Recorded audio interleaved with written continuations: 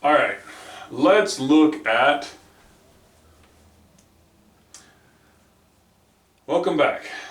All right, let's look at some of the common structures that we see. Single with children, married with children, blended, extended, and cohabitation. So let's start with single. So single as a strategy has some benefits. Increased flexibility. The culture is whatever the freak you want it to be. There's no merging, so you can do, you can be super creative, you can be super disciplined. That's there. And the strategy, you can use whatever you want. You really don't have to negotiate or listen to what anyone else wants. So a lot of benefits in terms of your flexibility, and you do what you want. The downside is you don't tend to have specialization much, where if you were married, then you would have a spouse who could maybe take care of the car while you take care of the dishes, right? Those type of benefits where you can have someone doing it, maintaining the house, maintaining those type of things. So you don't have those same benefits.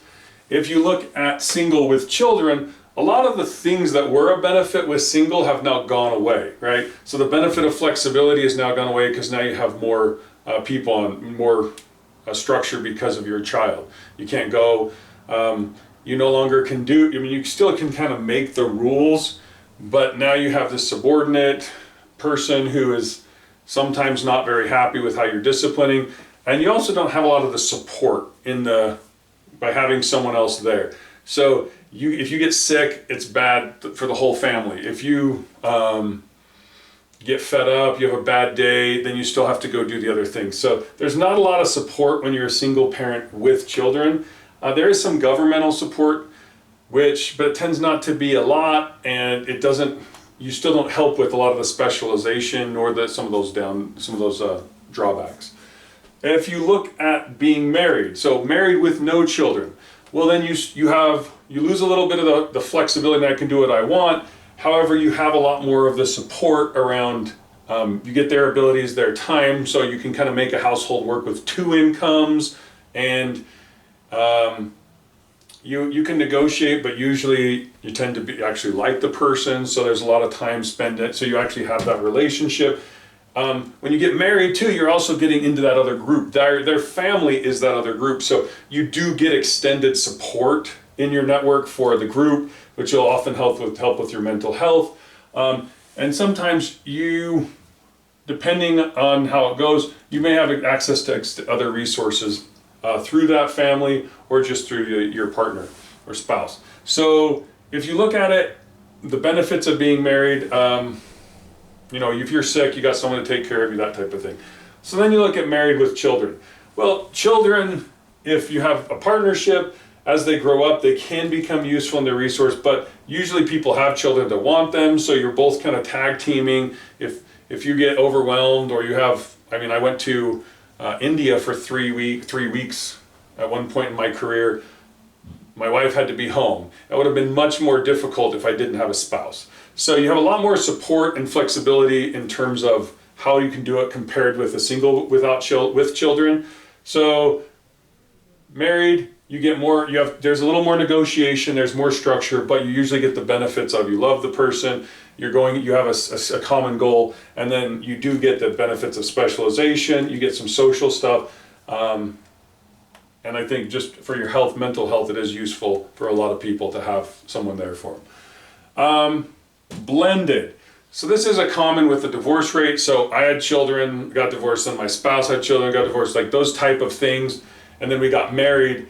That gets more complicated because people don't tend to view not their children the same way as they would their children. For instance, if my wife had children before we were married and then we got married, her spending time with her children, not necessarily mine, often seems to cause some friction in the relationship, which is why a lot of people, when they get into a blended family, they'll often have children together. So it's kind of, it becomes much closer to like the married with children.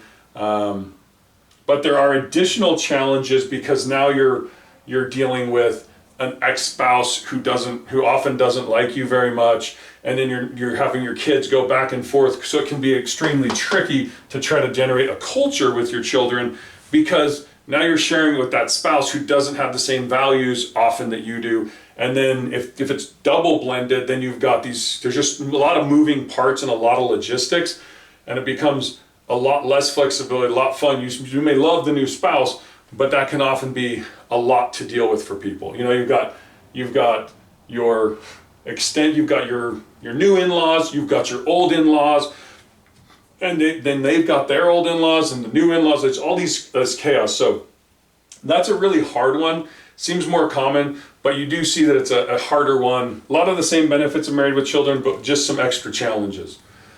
Extended. So extended, what we mean by that is, if I had one of my children living with me, or if I was living with my parents, that type of thing. Sometimes that extended can go 2 and 3, 3 generations. So I could live with my parents, then have children, and then my children are being raised in my parents' home as well as I am. So usually what that means is that somebody in that chain, like if I'm living with my parents, it probably means that I had a failed business model, right? Like I didn't have the ability, it never got up to enough resources where I could actually support myself. So then I'm staying with my parents, right? Now there is the other case where my parents may have had a failed business model, so they're living in my house. That's a little bit different situation. In those cases, you're gonna have some business model collisions, right? There's gonna be some cultural differences. Like if I was staying at my parents' house and my parents are like, wow, this is my son who hasn't got out. What do we need to do? And I'm like, well, I like how I'm living. I like this lifestyle, right? They're like, well, we don't approve of what actions you're taking and the culture that you're doing. So you're going to have some collisions on the extended. And then if you were having your children in the same house as your parents, quite often that can become, have some different friction. And then it can be helpful, right? If your child didn't have a good launch experience and then they need to come back, and then you're taking care of their, they had a baby, got divorced, then you're taking care of the child as the parent while your child is then going to work. Those type of things, they can be beneficial, but most of the time extended relationships in the US culture indicate that there's a business model failure, and then you're often working through business model collisions, which can be tricky. And most of the time it's in the culture, right? How you work, how you do those things. So that's the thing with extended. Now cohabitation it can be cohabitation with or without children. The thing with cohabitation is there's not really a sense of permanency, right? It's a lot of times you'll see the reason that people are doing cohabitation. I mean, some cultures become more common, but a lot of it's like you don't trust some piece of the individual. Well, we're going to cohabit because I don't know if they're going to be a good spouse, but I do like them as a lover type thing, right? Or I don't know if they're going to be this, so I'm kind of trying to test drive it because it's not immediately clear. Based on the research I've seen, most cohabiting relationships last less than 2 years. Most end in separation. The difficulty here, like we've said, is there is a conflict here most often, and therefore when it needs to be either resolved or it needs to break up, right? So the cohabitation, there's usually a conflict here. I would say for a lot of people, if a woman was proposed to by an exceptionally wealthy guy who treated people well, they would probably just get married. But so you end up with cohabiting, like, well, there's some level of trust in, are they going to be a good fit? Are they going to be a good father or mother? And there's some questions. So that's often when you see that cohabitation. A quick note, if you compare quick cohabitation to marriage, and you see kind of why it's a less successful model, let's step back to the business side again. So if I was starting a new company, which is what kind of marriage and cohabitation are equivalent to, like getting a partner and starting a new company, a lot of times what you do when you start a new company, you go to a firm. If you've seen Shark Tank or venture capitalists, you're going and you'll get an infusion of capital or a fusion of money, so you'll get some of the financial resources. You'll usually go as part of that money, you'll be part of their group. So this venture capitalist, one of my favorites, Andreessen and Horowitz, they'll have a group of people to help you and support you, to give you advice, common pitfalls, that type of things, right? So they're going to infuse you with capital that then you can convert into real estate or tools depending on your needs. But they're also you're going to be part of their group, part of their investment group. So they've got that, they have a reputation. They'll then try to connect you with people, connect you with other people in similar boats who have been there, done that. They'll put people on your board who can help you. So you'll get this infusion of financial, infusion of social. And then because you're starting a new business, there's usually 2 or 3 founders that are kind of coming together, right? Most of the time, the venture capitalists or Shark Tank, they'll be like, you guys this needs to be your own focus. Like, this has got to be your only job, right? So if you get into that starting business, you'll get there. And then as a founder group, you're saying, here's what we're doing, here's our strategy, here's our structure, here's our culture, right? And you'll have a similar one. Here's what we're trying to accomplish, here's our goals. So if you notice, if you go kind of this like all-in approach, what I would call kind of the marriage in business, then you're getting these infusions of these aspects, and you're getting a solid business model where you trust your partners, which then makes it much higher chance that you're actually going to be successful.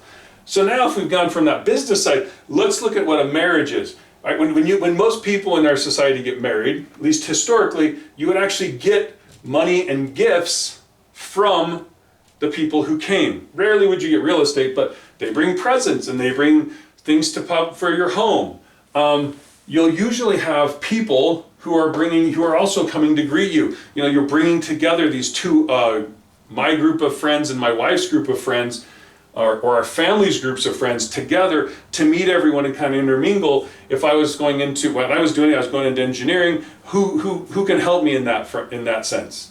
So that's why when you're socially bringing those two groups together on a marriage, you're getting a lot more. So you're getting essentially an infusion of financial assets, an infusion of social, and then you and your partner are saying, here's what we're going to try to accomplish, and we're both in this together. So you actually have, instead of just one person in your company, now you got 2, or in your marriage.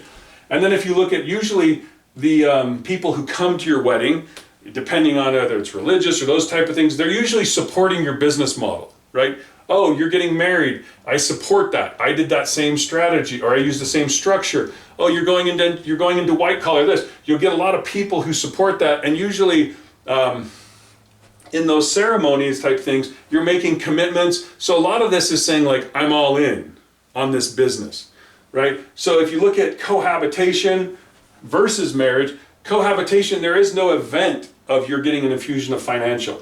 There is no event where you're getting an infusion of social capital. You're kind of, in fact, cohabitation is often weird for the in-laws, because they're like, so you guys are living together, but you're not actually devoted. Like, how much time and energy should I be devoting to this? So there's a little uncertainty even in the groups. Depending on what you're doing, that could actually damage your reputation as well. That's not always guaranteed. That's just something that can happen in certain communities. And then if you look at human, you're not really saying you're all in. It's like, well, you have your money, I have my money, those type of things. And then, like I said, there is some problem with the business model. So if you compare it to, you go into a marriage, boom, boom, boom, and we both have this solid business model. Great. What's that company going to do? Probably going to have higher success than one that has no infusion, and then there's an issue there. So it actually, if you look at it from a business perspective, then overlay it onto the family, like I said, it becomes kind of obvious why these things tend not to be as successful. Just because of the lack of resources available to that couple.